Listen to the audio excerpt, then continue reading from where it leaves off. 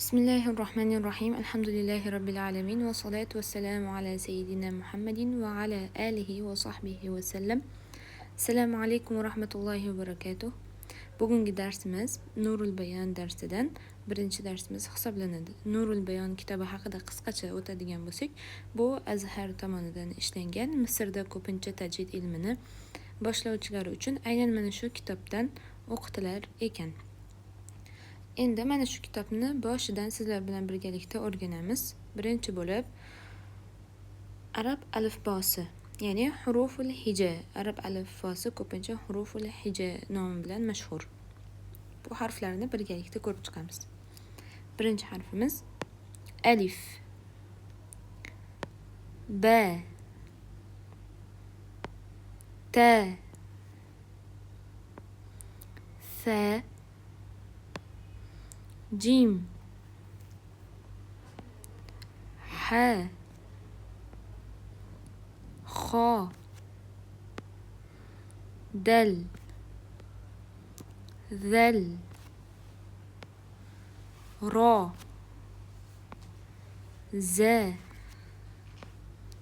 sin, shin,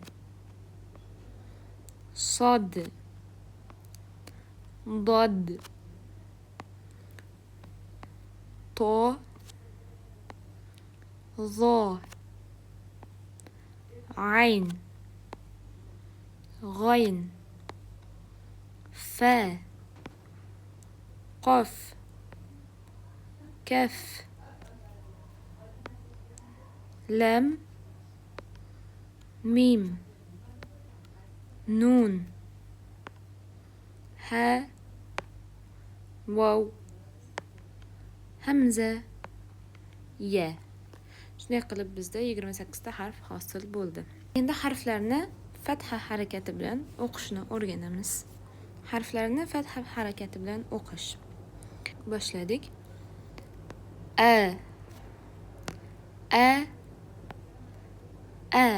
Ya'ni bu hamzaning, alifning boshida kelishi va harfning, so'zning o'rtasida kelishi va o'z holatida ba'zida mana shunday holatlarda kelar ekan.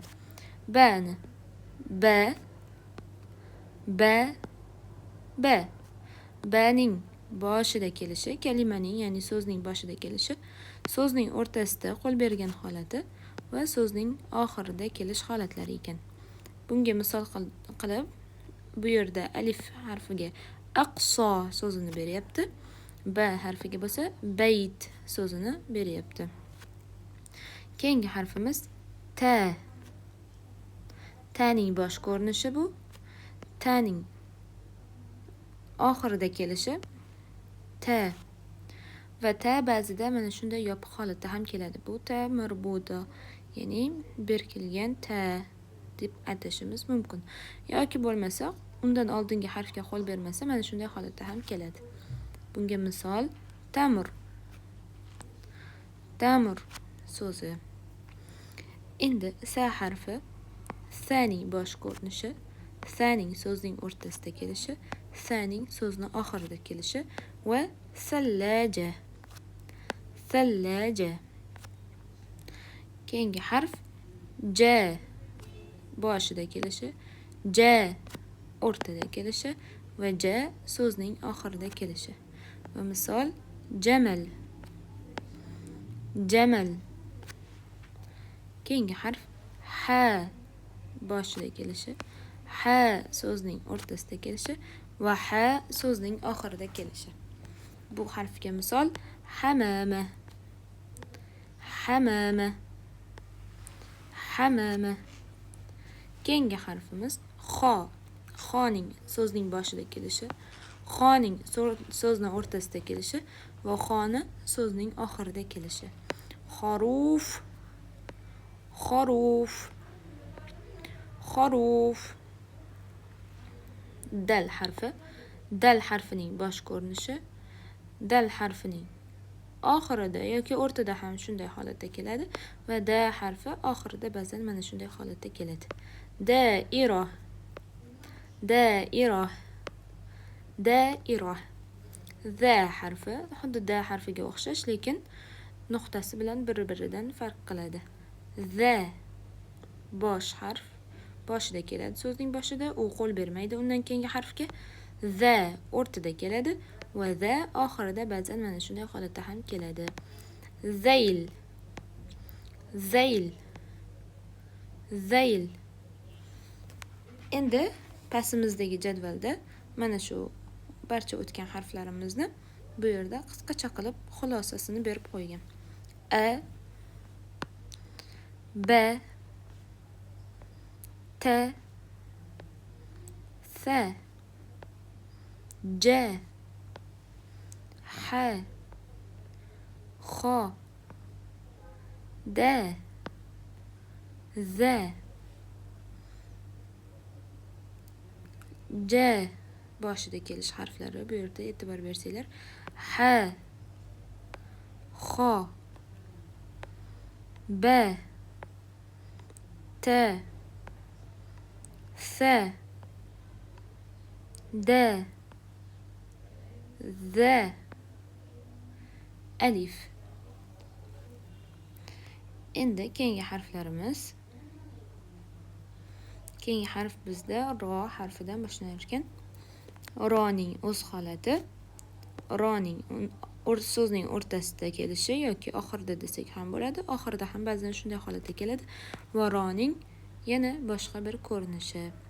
Rog'ifun, rog'if, rog'if. Endi z harfi, z so'zning o'rtasida, z ba'zan mana shunday holatda so'zning oxirida ham keladi. Zarofa, zarofa, zarofa. Sinning kalimaning boshida kelishi, s o'rtada kelishi, s oxirida kelishi. Samaka, samaka, samaka. Shin harfi, sh so'zning boshida kelishi, sh so'zning o'rtasida, sh so'zning oxirida. Shamaa, shamaa. Sod so'zning boshida kelishi, so so'zning o'rtasida kelishi, so so'zning oxirida kelishi. Soruh, soruh. Do harfi, do so'zning boshida, do so'zning o'rtasida, do so'zning oxirida. Dobit, dobit, dobit. To harfi, to so'zning boshida, to so'zning o'rtasida, to so'zning oxirida. Toira, toira. Zo so'zning boshida, zo so'zning o'rtasida, zo so'zning oxirida. Zorf, zorf, zorf. Endi ko'pchilik qiynalamiz bu harfni talaffuziga. Bu ayn harfi. A so'zning boshida, a so'zning o'rtasida, a so'zning oxirida. Alam, alam. Endi bu yerdagi jadvalni ko'rib chiqamiz.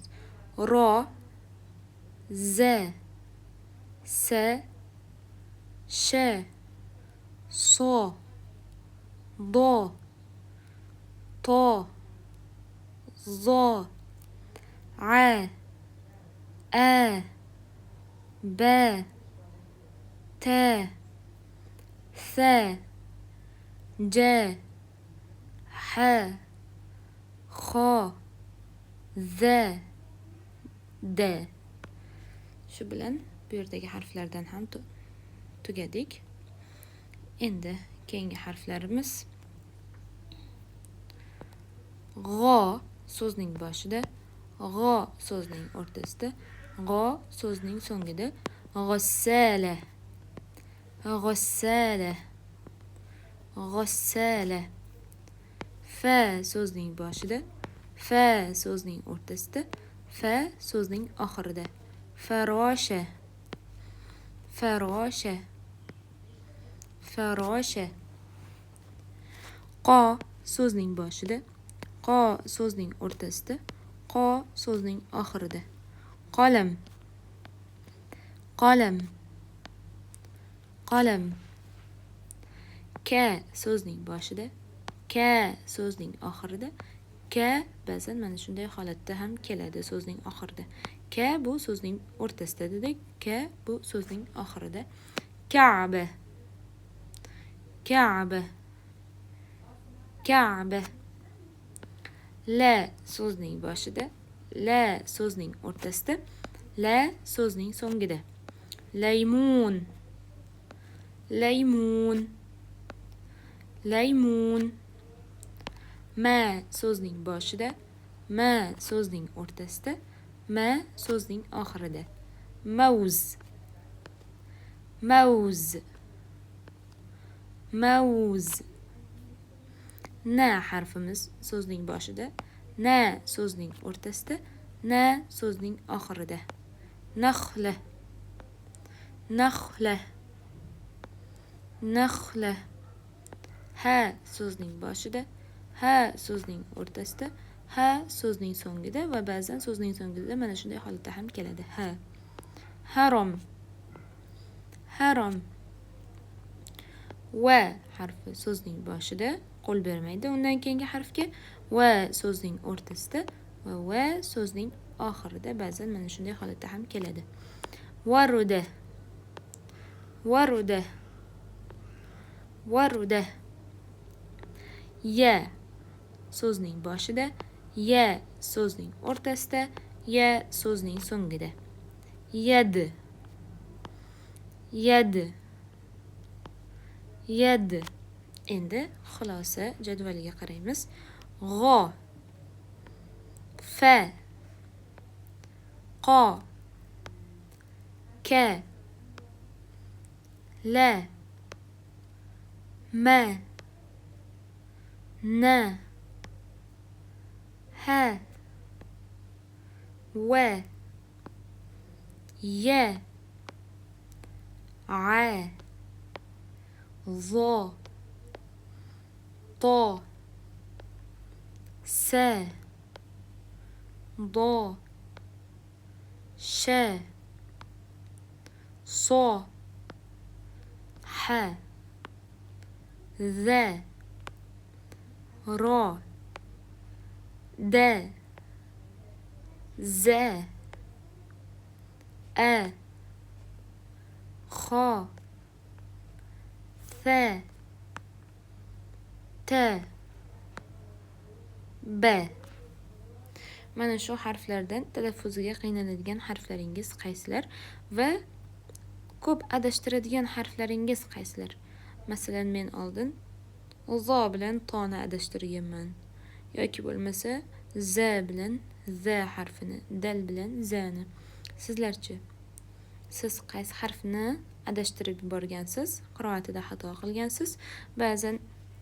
Ba'zan bo'lsa uni talaffuz qilishga qiynaladigan harfingizni yozib qoldiring va dars sizga tushunarli bo'ldimi?